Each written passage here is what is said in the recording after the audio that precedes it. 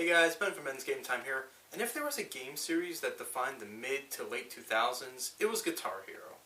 The game was a huge pop culture hit, and was a must-play not just for gamers, but for nearly everyone. The game was everywhere, and was addicting as hell. However, as popular as it was, it ended just as fast, which ended up making it more of a fad in retrospect. The games were by no means bad, so what killed it? Well, that's what I'm going to be talking about today. The reasons why Guitar Hero died, and why it failed to make a comeback. I believe there were three big reasons why Guitar Hero came to an end, and the biggest is oversaturation. The original run of Guitar Hero games had 17 major releases, a strong amount for a franchise, but this was over the course of 6 years. That's nearly 3 games a year, and if you count the mobile games and the arcade release, there were 4 a year. Modern yearly releases may be bad now, but this was a shit show. The main series of games released once a year during this time, and if the series stuck to this, things might have been different. But there were many spin off titles. You had band specific games like Guitar Hero Aerosmith, Metallica, and Van Halen, compilation titles Encore Rock the 80s, Smash Hits, and Band Hero, the On Tour series for the DS, and the DJ Hero games. 2009 alone had 7 games released that year, nearly half the series. There were just way too many games for fans to keep up with, and I haven't even mentioned competitive series like Rock Band. Rock Band 2 had games coming out all the time, but to a much more reasonable degree. Rock Band's original run only had 3 main titles, 2 band spin offs with the Beatles and Green Day, Lego Rock Band, and a few portable titles. There were just way too fucking many rhythm based games that came out during this time, which made the concept become stale. Of course, innovation could help make a game series remain fresh, but Guitar Hero was about anything but innovation after its peak. The Guitar Hero series did very little in terms of trying new things to keep the series interesting. Guitar Heroes 1 and 2 were a humble beginning for the series and were very fun games in their own right. Guitar Hero 3 was, in my opinion, the high point of the series and is my personal favorite Guitar Hero game. Guitar Hero 3 had a career mode that had a small story connected to it, whereas the first two just had you play through all the songs. Also new to Guitar Hero 3 were guitar battles, competitive head to head challenges where you can send attacks to your opponent with the goal to cause your opponent to fail rather than just getting a higher score. These act as the boss battles for the career mode, which really help to make it feel like a story mode rather than just playing every song in the game. Guitar Hero World Tour, or Guitar Hero 4, but I guess they just wanted to skip 4, had the most innovation in it, but I say innovation in quotes here. Guitar Hero World Tour adds in 2 new instruments, the drums and the microphone. This allows for up to 4 people to play now, instead of just guitar and bass in the first 3 games, which is a nice addition. However, I hesitate to call it innovation when the first Rock Band game did this just a year earlier. This was the last major change in the original run of the series. Guitar Hero 5 allowed you to make custom songs, but the overall game didn't feel much different from the past ones. For any fan of the series, there was very little reason to get the next game, and even less so for the spin off titles. Newer games were more like song expansions than full new games, but were instead a different game. This would be even more so the case given the fact that Guitar Hero World Tour and 5 didn't have a story to their career modes, for whatever reason. These went from must play experiences to just pure exhaustion with how samey each game was, which was bad for both hardcore and casual fans. When talking about games, I don't like using the words hardcore or casual when describing them. I feel like using these terms devalue the games that are being discussed. There is nothing wrong with a game that appeals to the general public or tries to reach outside the typical video game demographic. Look at Wii Sports, for example, a game that had reached new audiences, people who probably never played a video game before. Grandparents loved this game, but it was still a great game for most gamers. By the same token, a game is not made instantly better by being made to suit a hardcore audience. That being said, Guitar Hero attributed a lot of its success to more casual gamers. A good portion of the people who played it were families or people who didn't play too many video games a year. This is an audience that doesn't respond well to too much of the same thing over and over again, or won't give too many sequels a chance.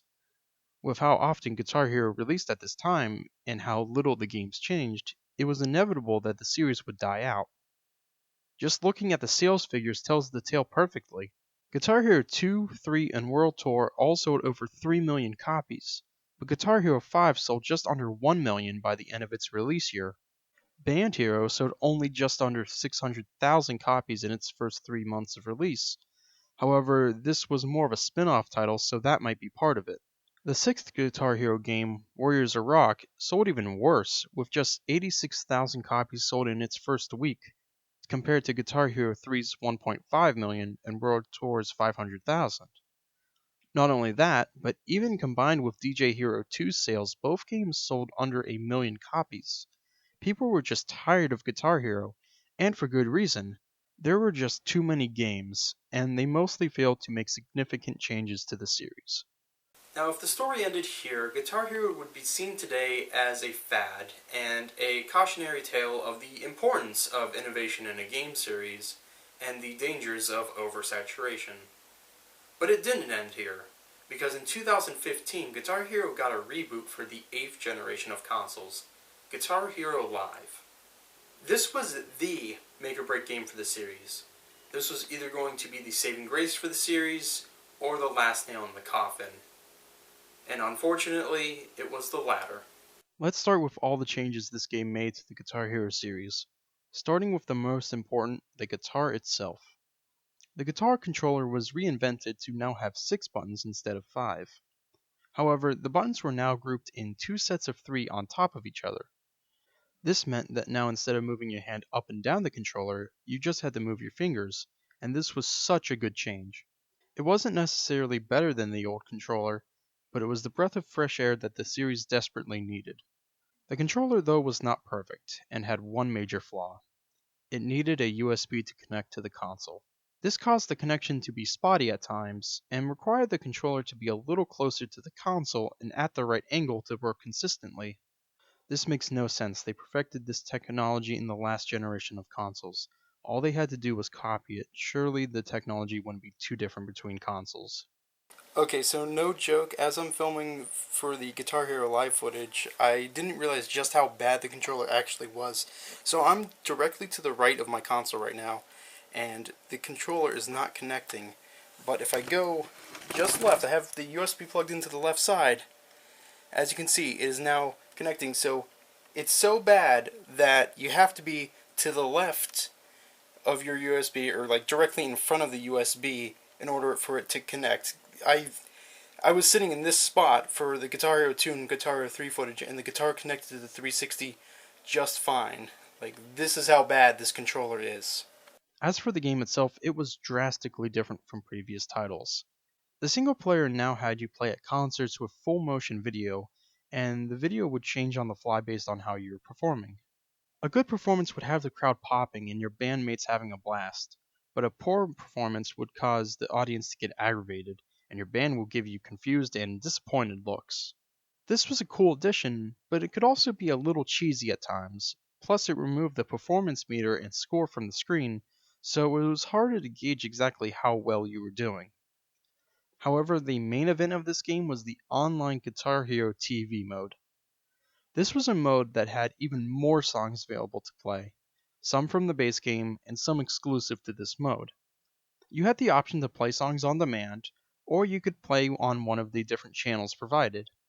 The channels were endless streams of different songs from a variety of genres, and you would compete in groups of 10 players to get the best score. New songs were added regularly during the game's life, and in the end, there were hundreds of songs to play. This was exactly what Guitar Hero needed to be, just pure Guitar Hero goodness being constantly injected into the player. This alone could have kickstarted a new era for Guitar Hero, but this just wasn't meant to be.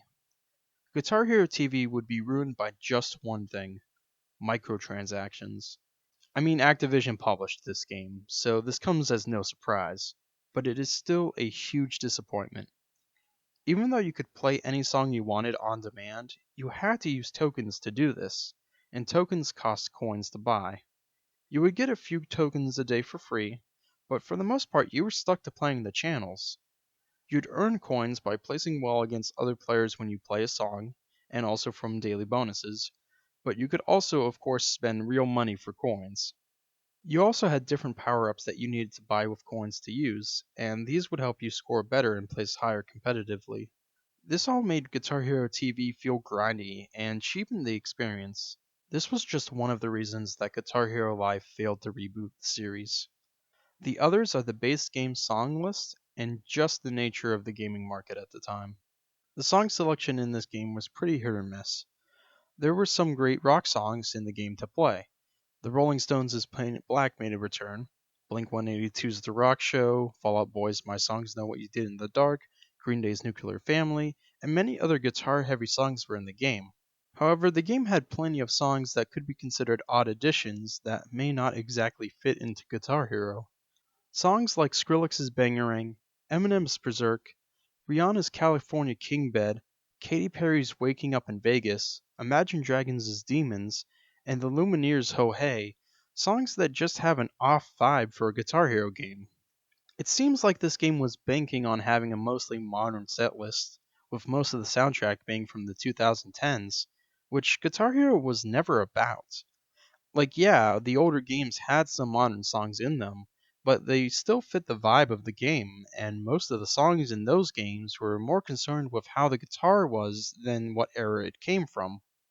I remember many people being confused at the song selection in this game when it was released.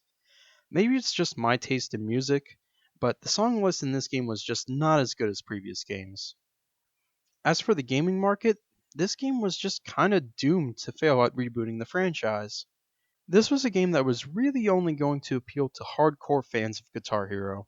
Casual fans that maybe only played one or two of the original games wouldn't spend money on another guitar controller, and even some of the older fans that played most of the original series might have hesitated on picking up Guitar Hero Live. It just wasn't going to sell amazingly, unless it blew all the older games out of the water.